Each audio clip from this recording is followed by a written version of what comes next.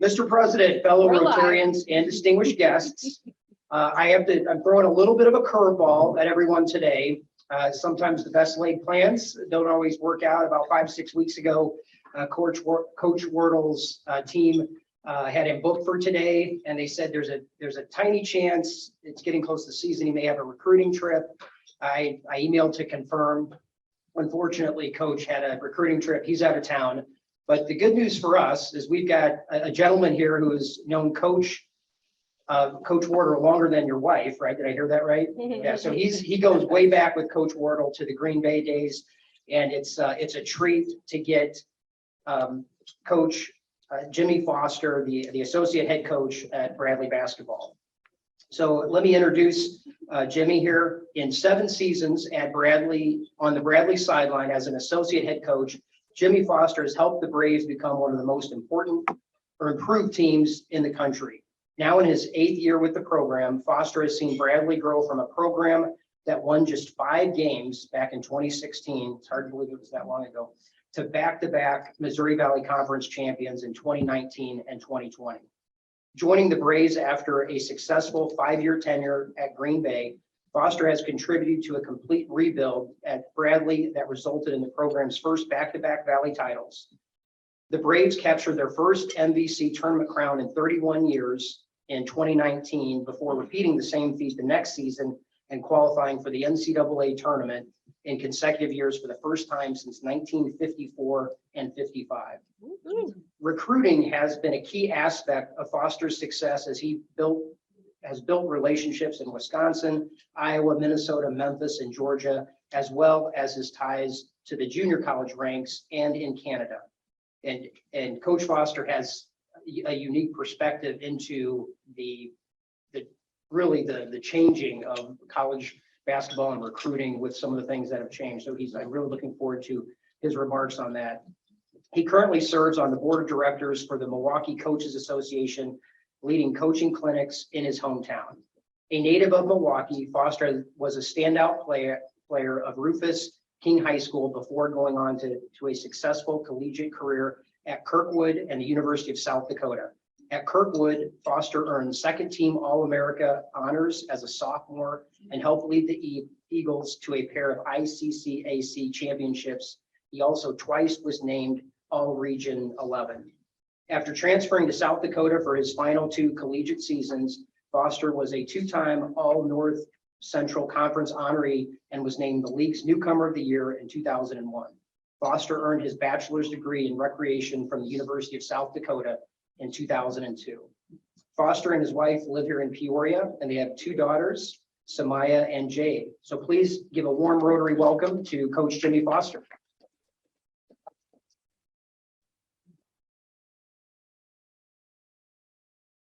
Well, yeah, Coach Wardle's not here. Sorry, you got to be stuck with me. But if you want to know any in detail things about Coach Wardle, I'm the guy to ask. Like I said, I've been with Coach Wardle for 13 years.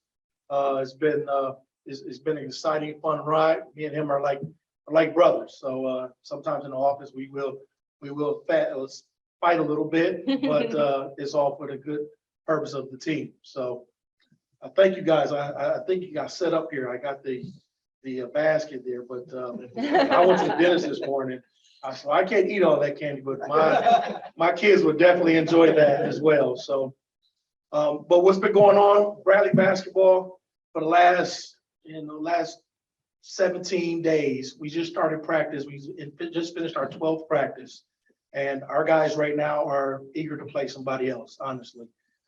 We tried to let them know that, like, hey, listen, to be a competitor, compete at a high level, you got to be able to just come in every single day and be ready to be prepared. But again, they're 18 to 22-year-olds where they get bored. They get bored with video games, so they definitely gonna get bored of doing the same routine every single day. But those are the things they need to do to be successful, for us to be successful on the court. So we've been grinding away. Our guys they're tired. They're hitting each other every day hard. Our mindset is always compete, defend, rebound. So if you ask any of our players, when you see them, you say, what's our identity? They're going to say it right up the gate. They're going to say compete, defend, rebound. If they don't say it right, then they must be in the wrong program. So we're excited about our team. I don't know if you guys saw recently came out. We picked second. We don't like preseason. That's preseason. That's nothing. It's just about, somebody they recognize them. But at the end of the day, Ring Mass got preseason first team. So just to give you a little bit of insight of him, yesterday he got preseason first team, and right away, young kids, they like to relax. They think they arrived. So we in practice yesterday, and he comes in, and he's a pretty sharp guy, but he had a little bit of relaxed in him a little bit. So we had to, a couple shots got blocked that he usually don't get blocked. So we had to address him and say, hey, refocus your mind a little bit, and so he could be able to come out and be prepared. And so he reshaped, and then he became the all-league player that he was capable of being. So we've been going. So 12 practices in. We got a scrimmage coming up in a couple of weeks, and then we'll play Eureka on November 2nd. I think our guys are prepared to play somebody new. Our guys are excited about the landscape of Bradley basketball, where it's at right now, because the community is where it's at. They go anywhere they go, they know they have support. We have a bunch of guys from all over the country, all over the world. We got guys from Netherlands, Finland. We've got guys from Canada. We got guys from Louisiana. And those guys need to be in Peoria to feel like they're at home. And the community has embraced those guys to make them feel like they're part of being a Peorian. So I thank you guys for giving that to those kids that every single day when they come here on campus, or they be out at Hy-Vee out in the community, that they feel like they can be a part of the community as well. Because they don't have to, their parents are not here. That support group is not here. So we got to do a good job as coaches, but as well as to make sure in the community do a good job of making them feel welcome. So I'll tell you a little bit about our players. I go down the line. We got Jay Sean Henry. He's our oldest guy right now. He's going on his 6th year. And he just took his COVID year. Last year he had a little bit of issue with some concussions, but he wanted to come back. He was going to graduate, but he decided to come back for another year. So he's been our guy that's won 2. He was part of that those championship teams. So he's coming back for his 5th year. So we're really excited about him because he's such a strong, imposing individual. If you guys ever seen him before, he's great in the community. He's a great guy on the floor, but he looks so strong, but he's still so humble.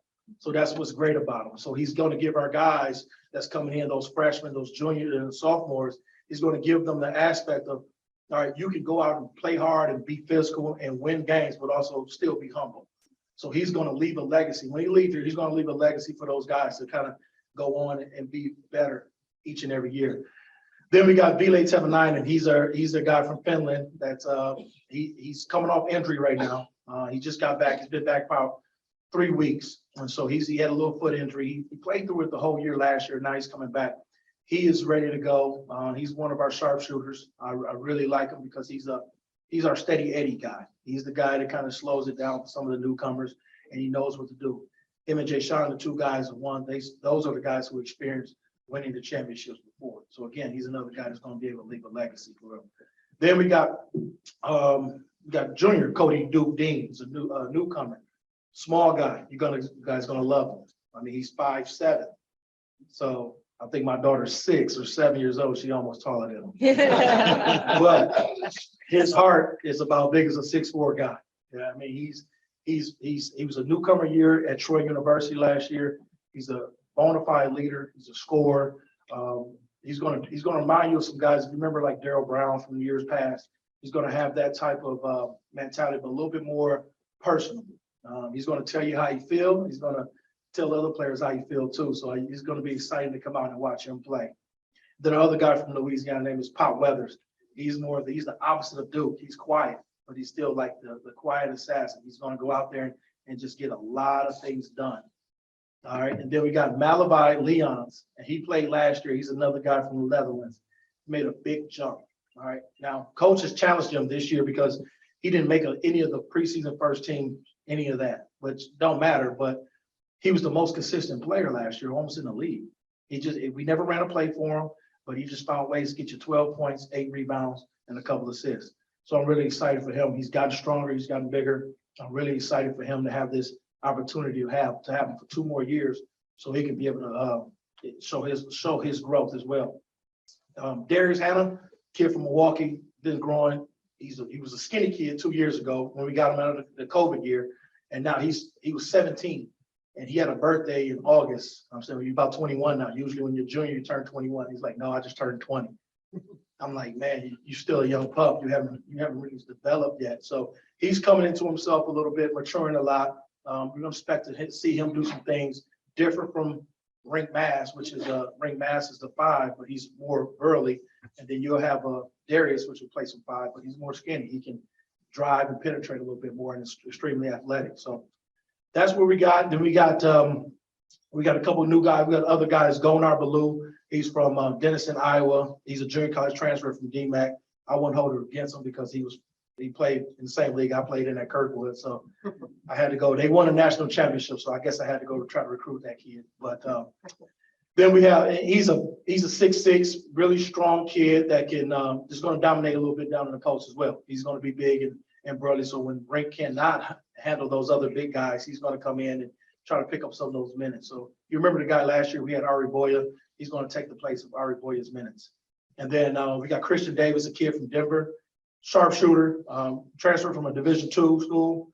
Really, really good kid. I mean, he's a great kid, phenomenal guy, shooter. So he's going to come in and be able to hopefully make that jump into the lineup as the season goes on. Make that jump and get into the lineup so he can show his skills a little bit. But other than that, those are the guys that's really going to be able to help us out this year. I'm really, like I said, I'm really excited about that with those guys. And then I know you wanted to speak to me want to talk about the retention, the NIL. The NIL, what's going on now in basketball. Trying to retain players, it would be hard to say, like what we used to have freshmen, and we grow up with the freshmen, see them sophomore develop, junior develop, senior, they go out and be better than they was their freshman year. Those days are pretty much over, and it's kind of sad. We're at a state now in basketball where we're going to be able to we got to stay old. We have to stay old. If you remember the teams, you remember our teams back when they won it, they were older teams. Marcellus was one of the older guys on the team. He was 22, 23 years old when he went to the Sweet 16.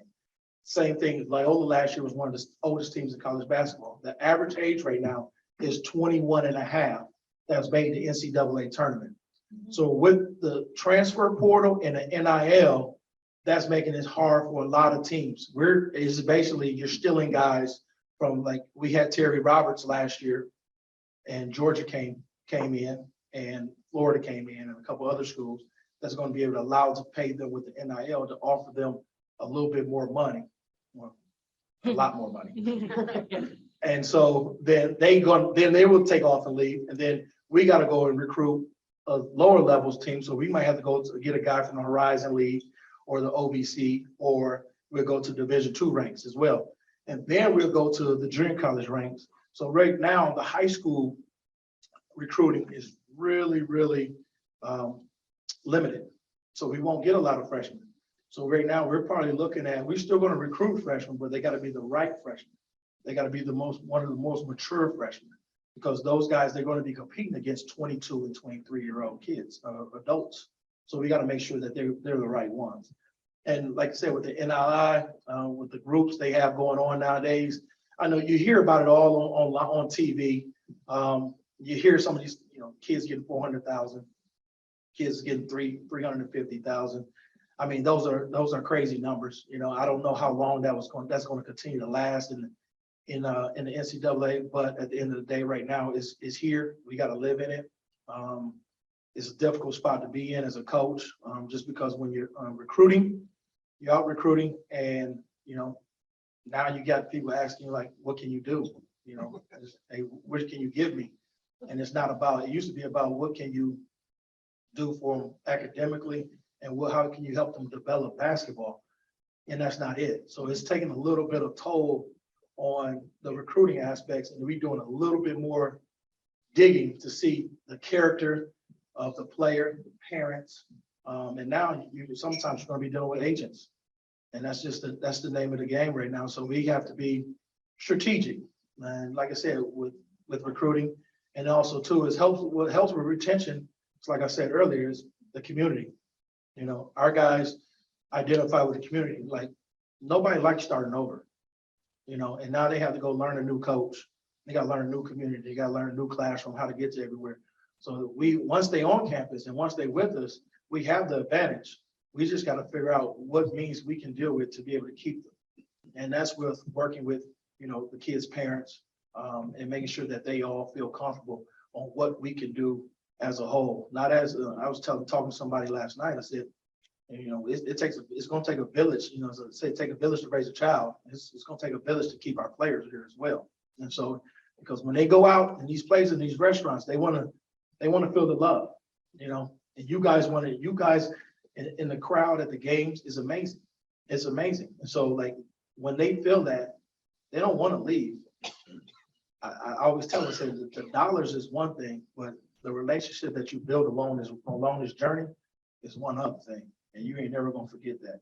You're always gonna be able to come back to a place and we call it your home, your second home. Just like Marcellus them or when D'Lo them, when they want to come back to here, you know, Luke Van Bray, we've had players that want to come back. Daryl Brown's trying to come back right now because he knows that this is his second home. With that being said, you guys got any questions for me? How many scholarships you got to give out? Well, I can tell you we have one scholarship right now. That's with Jay Sean Henry because he's a senior. He knows his eligibility is up. But again, with the transfer portal, we may not know what our team may look like. So when we go out recruit, we're recruiting right now for a starting five every year because we don't know. Somebody may go into the portal. We got guys that may just say, I want to go overseas and try to go make some money. So we're thinking we're going in prepared for having a complete roster haul every year.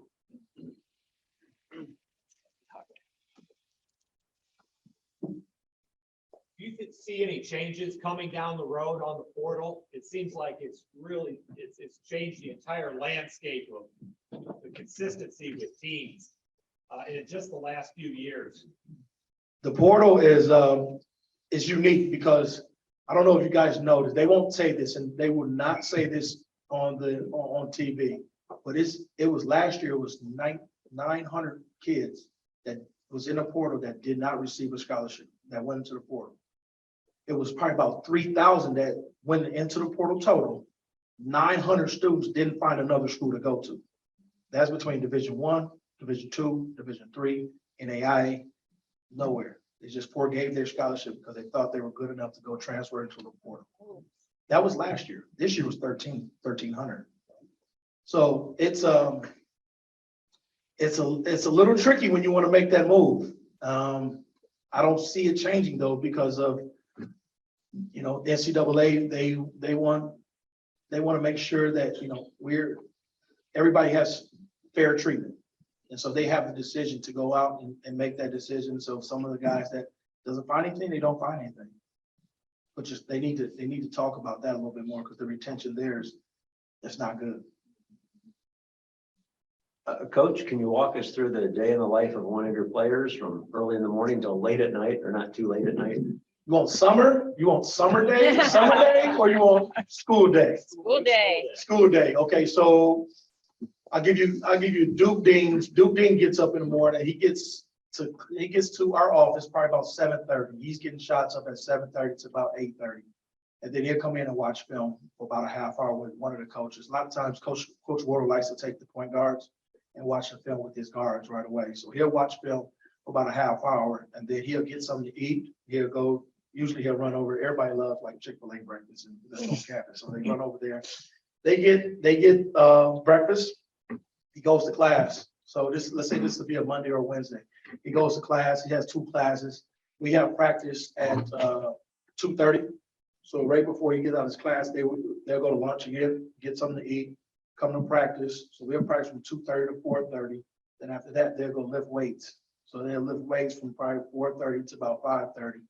And then they go into the ice tub because we want our guys to stay fresh, so they rehab their bodies constantly. So then they'll go into the ice tub, go talk with the trainer and get their body right. And then they're pretty much done about, say, 6 o'clock, and then you start all over again. They go home, do some homework, start all over again at 7 in the morning the next day.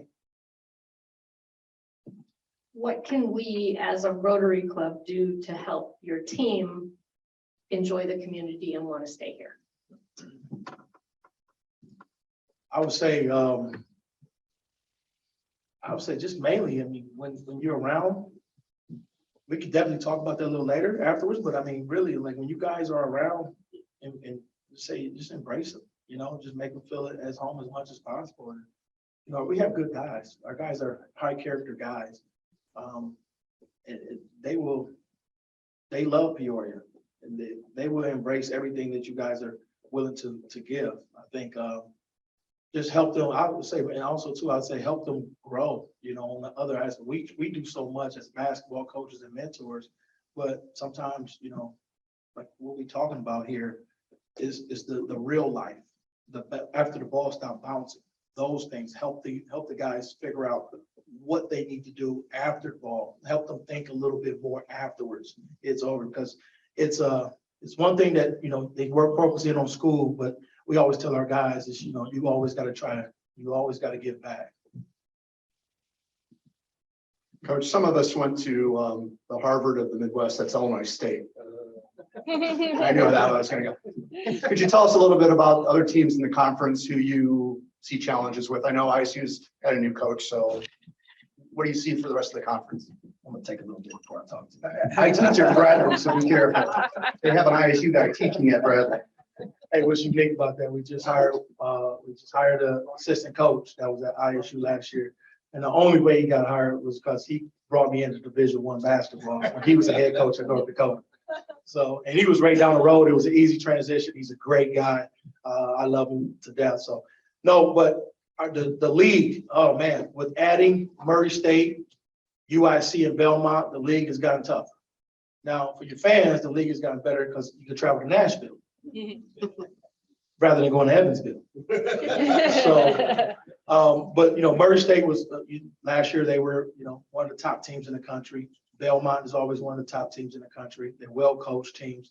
UIC is always was a decent team in the Horizon League. But the returning guys is, you know, is Drake. Drake they returning about 4 or 5 guys from the last year's team. So like I said, you always want to stay old, and they've been old for, it seemed like forever with the same guys. So I don't know how many years these guys got. But so we have that. Then we have Southern Illinois. Southern Illinois will be. Okay. Okay. All right. We see Saluki in the house, but no, they're another team. They're going to play really slow. The team is going to be in, you know, they're going to play in the 30s, and, you know, and try to grind you out. But they're going to be a tough team. Their coach was tough. He's going to be a tough guy. So we're going to, you know, that they always going to come in with a mindset that we're going to have to come in and have our guns ready for them. And then Missouri State will be solid again. You know, they always want to get a lot of guys that can score, but also too, you got to be able to play defense as well. I think here, Northern Iowa, Jake always does a great job with his teams. You know, sometimes he's preseason 1, and sometimes he's preseason 10, and he find a way to be 1. So he's a very good dude and experienced coach. So they got a couple players over there, Bourne and Fife, and they got a couple older guys as well. So expecting them to be really good. ISU, then they got a new coach. Who knows? We know, but I ain't gonna say it. Then we have Indiana State. Indiana State, they coach as a Division II coach. He was Division II coach of the year, well coached. He does a great job with his team. He has a unique style that's coming into our league. So he got a bunch of multi-positional guys. So they will be a team that's going to be, you know, can sneak up on you. You know, and plus, like Terre Haute, nobody likes going to Terre Haute. So we always got to get our guys prepared for that. Because last year we went down there. No, 2 years ago we went down there, and the hotel, we go eat dinner, and all of a sudden our hotel's on fire. Oh no! And so we had to grab all our stuff and then go to a different hotel. And I'm like, leave. And this is crazy. So, who am I forgetting? What forget? Well, They gone. they're gone. They gone. I'm gonna worry about them no more. You know, so, yeah, they're gone. They're going to the A10. And like I said, we're still going down to we're still going to Chicago because of UIC. So it's definitely gonna be a very, very competitive league. I think we're adding those two teams and the other teams are still staying old. Definitely gonna be a challenge that I think that we're willing to accept. You know, at the end of the day, we lost one guy that was really a big time contributor for us in Terry Roberts. But I think with our guards that we got this year, it's put us in place. We can do what he did as a collective. And then we still returning 7 of our guys that played last year. Thanks for being here. Can you explain how the money works, this 400,000? And you say Murray State is a great team. Are they able to provide more money than Bradley to the students, or how does that all work? Well, the first part, 400,000. So one player, I think he's in Miami. Now he went to Miami to get the 400,000. He didn't go to Drake. He went to Miami. So how that happened, it was for him to get that deal, that was through one guy that basically, if you want to, let's break it down. So if you want to be able to, it's name, image, and likeness. If you want to Jashawn Henry to come out to a birthday party, you can go on our website and fill out, say, request Jashawn, tell him what you want to do, and you can make the payment as much as you want. And that's it. So now they have collective groups. Collective groups is a group of guys that get together, put money in a pot, and then they can tier off the guys on how much they want to pay each one of the players on the team. As coaches, we can't do anything with that. That's out of our element. We're here to develop them, make sure they graduate and be a better basketball player. Other than money stuff is out of our hands. But so some people that have a little bit more money to give than others. The guy at Miami went and got 400,000. He transferred from K-State to Miami. He was able to do that. I mean, you start adding a football guy, football money and stuff like that. It's a whole different level. So Is Murray able to offer more money than? I'm not quite sure if they are. I just know that we right now are probably one of the, if not the only, we might be only the top 2 teams that have a collective group in the league. So that's what I'm saying. That for our guys to get that started right away is a huge help for us in recruiting, because there's some guys that say they want to go to school to be a doctor and a lawyer, and they never ask a question about being a doctor and lawyer. They ask you how much money they can get on the NIL. So I'm like, well, you ain't worried about school right now, are you? So it's a different day.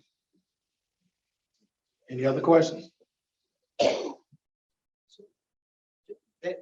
With the collaborative, is that what? Collective. The collective, sorry. With the collective, there has to be some communication.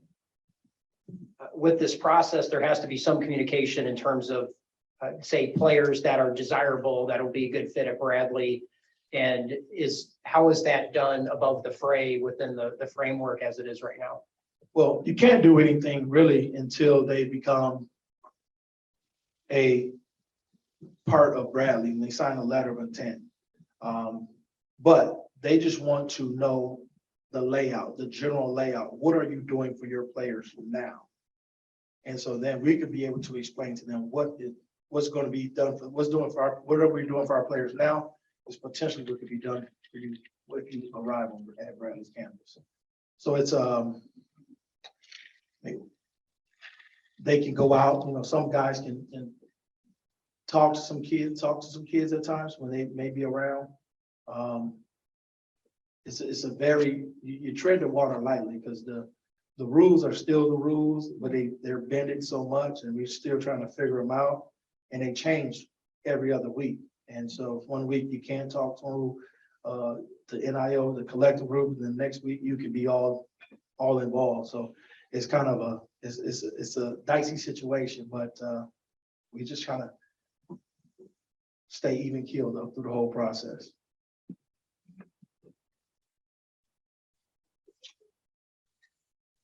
Coach, are there geographic restrictions, and by that I mean, let's suppose that you graduated from Indiana State and you moved to Miami and things fell in the right place and you became the #1 Budweiser distributor in Miami.